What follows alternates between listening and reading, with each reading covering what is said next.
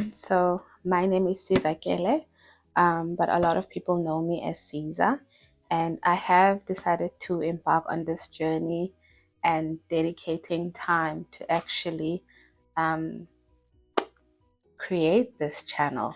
And to start off, I just want to say that this channel has been inspired by many things, many people, and most recent, there's this channel I follow on YouTube called Theremin Trees. And what I love about that channel is that it has been able to give a lot of answers to questions that I've had for a very long time. And it has really helped me to deconstruct a lot of the things that I have been struggling with, especially with regards to my identity, growing up as a Jehovah's Witness, and how those beliefs have impacted on the person that I am, the way that I do things, the way that I think, and stuff like that. And these things might seem like very mundane stuff, but ultimately, at the end of the day, we all know that being a Jehovah's Witness affects so much of your identity that it kind of takes away that individualism from you, because ultimately you have to conform to the beliefs and ideals of the wider group. So I've had a very long internal struggle with reconciling with a lot of the doctrines and things you were taught to believe, things you were taught to accept without question even. And that has caused so much turmoil within me, to the point where you think you are the problem, only to realize that no, you are not the problem.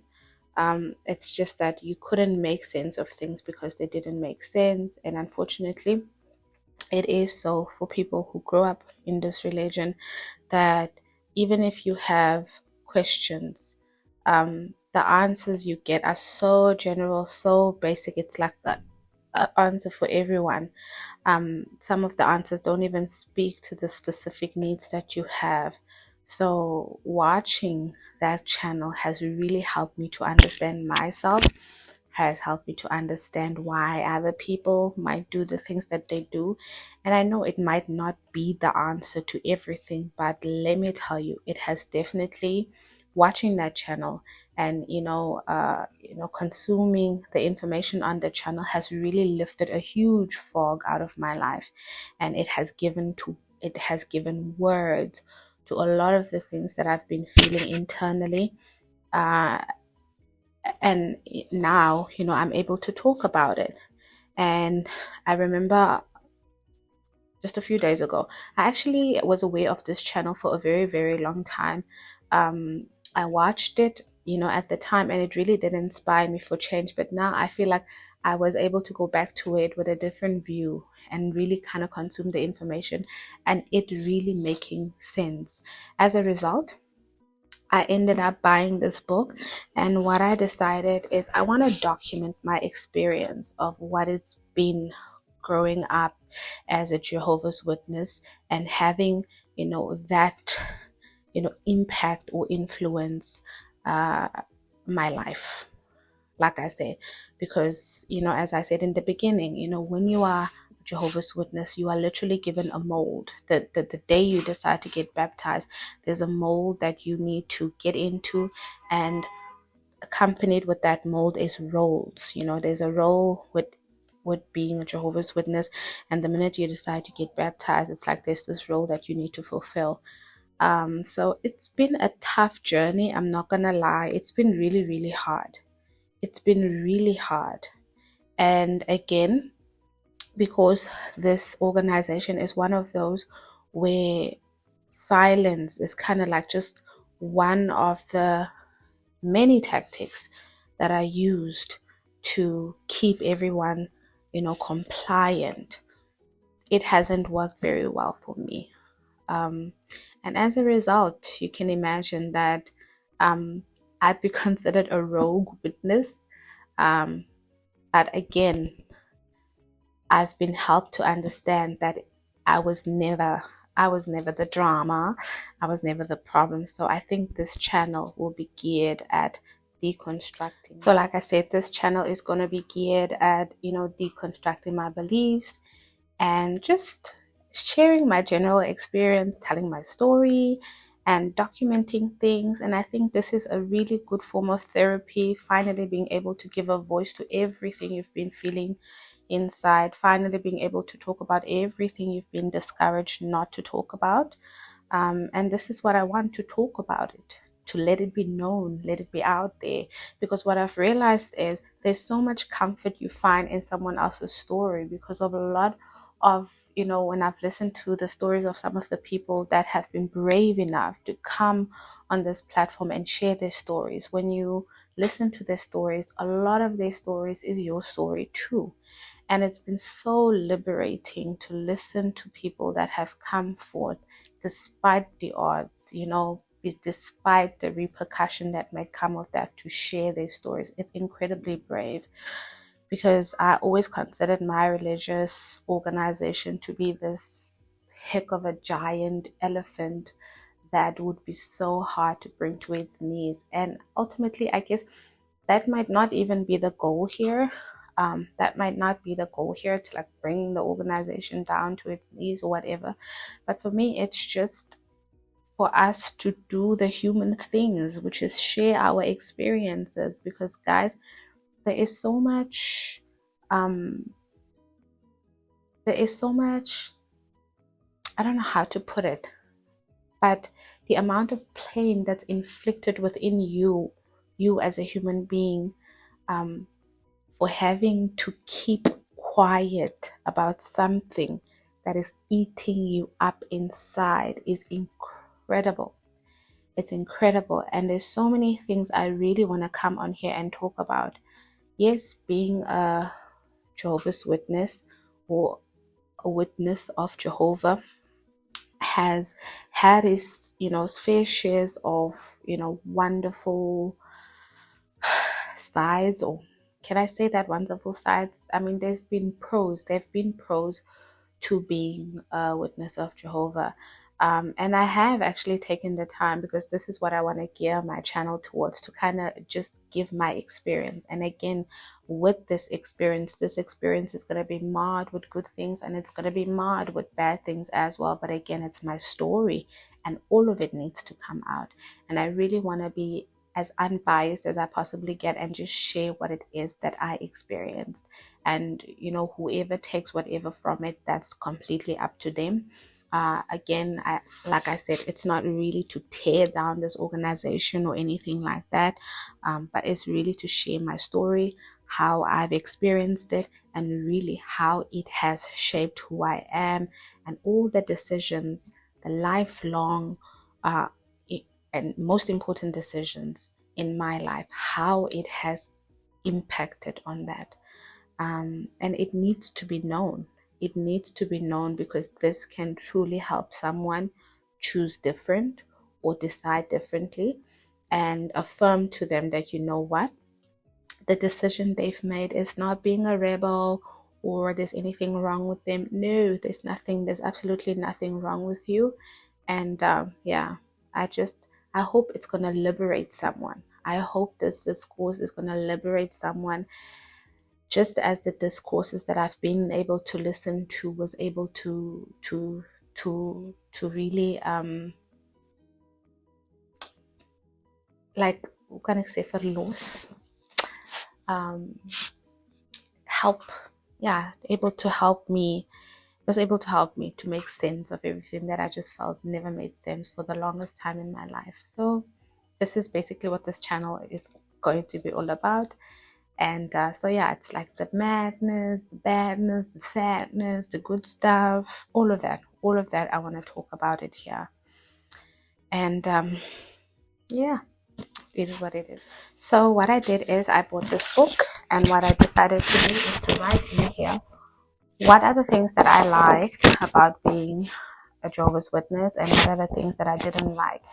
And guys, let me tell you, when I started writing, I was amazed by how, when it comes to the things that I liked about being a Jehovah's Witness, there wasn't much to write, although there were a few things. But when it comes to the things that I didn't like, there was so much to write about. And those are the things that I feel that we need to talk about. So first of all, I just want to go into the things that were nice about being a Jehovah's Witness. So here I wrote that being a Jehovah's Witness shapes so much of your identity. It's kind of the thing that your identity rests on. There isn't any room for autonomy.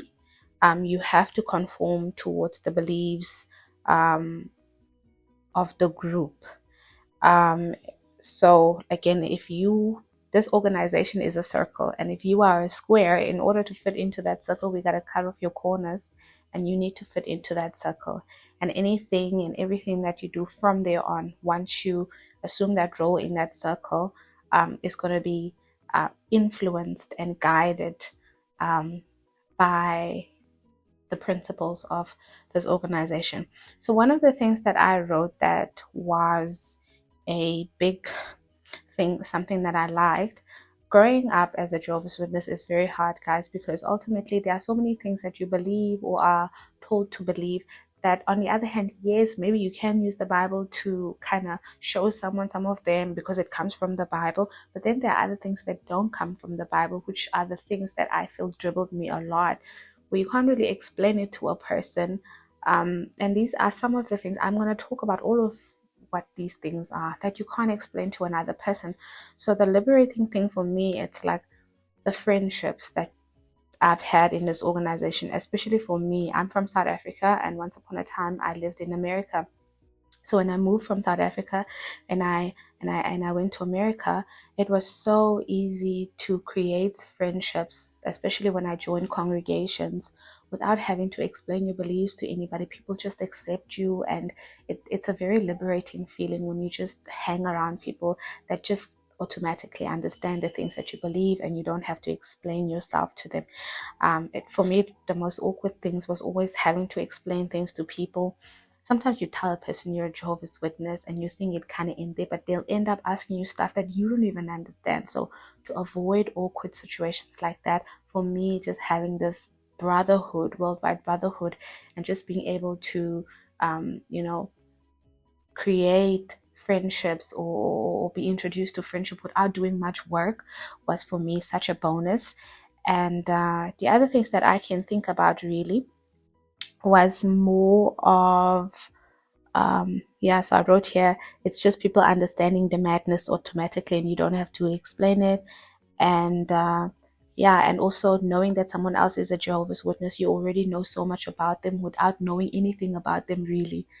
That will make sense to someone who's a Jehovah's Witness, really. If someone says they're a Jehovah's Witness, you know so much about them without really knowing anything about them. But I'm not saying that Jehovah's Witnesses are very shallow people. They're very in-depth people, but just that terminology, like I said, a lot of your identity rests on being a Jehovah's Witnesses, and for a lot of us, we know what that entails. Easy access to friendship. And I guess another thing here for me, growing up in a very underprivileged home, becoming a witness allowed me to have access to people that actually allowed us access to things that I wouldn't have had access to at the time had I not been part of this organization. And that involves things like meeting new people, traveling,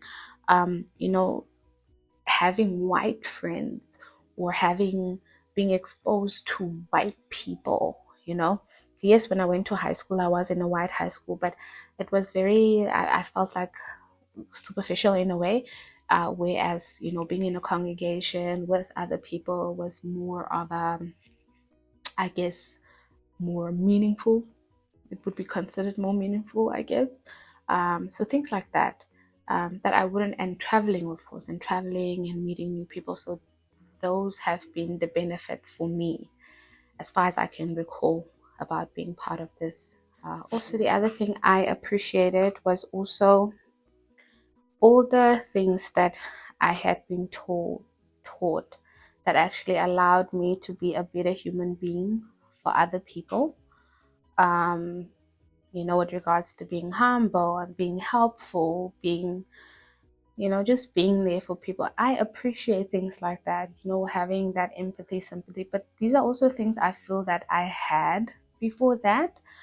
But it's just that at times I do feel like, going to the meetings and things like that kind of brought my attention to how I needed to do a lot of it. Again, like I said, this is a very tricky one. This is a very, very tricky one, because again, I'm going to get into it. This humility, being taught how to be humble and stuff like that. It worked for me for a very long part of my life, this being humble thing. But again, because of my construed understanding of what it means to be humble, I also inadvertently subjected myself to being manipulated, because you didn't stand up for yourself for things, because you thought that if you didn't do things like that, if you thought if you stood up for yourself, you were not being humble. So in the name of humility, a lot of injustices, a lot of people do things to you that are very painful, and in the name of humility, you must just accept those things and not object against any of it. So I do hate the aspect of humility, and I think I'm going to talk about things like that. I do hate the aspect of the humility that you've been taught, that took away that ability for you to stand up for yourself when it came to certain injustices and certain things that you didn't like. But I do like the aspect of humility that allowed you to empathize and care about the needs of other people and being kind and stuff like that. The aspect of humility that helped you to become a better person, with other people. So I can't talk about stuff like, oh, the hope for everlasting life and stuff like that. No, not things like that. Yes, I think also there was a measure of protection, being protected from certain influences, where I think maybe if I didn't have those boundaries at the time, because I'm trying to think, had it not been this organization, where else would I have gotten, those boundaries that would have helped me to navigate life at the time? I don't know.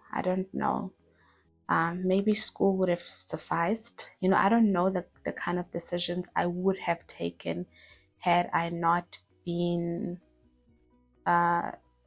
this organization. But one thing I do know also is that in order for you to be a good person, in order for you to be the best version of yourself that you can possibly, doesn't necessarily rest on you being part of this organization. Because I've met so many amazing, amazing, amazing, genuinely amazing people that were not part of this organization, but they were like very, very good human beings, where we were taught that, as a Jehovah's Witness, you are the only organization that has these good people and everybody else is just bad, and there was just some alternative reason, some reason for their behavior. If they were acting good, it was just because of something, but it wasn't genuine. You were made to believe that.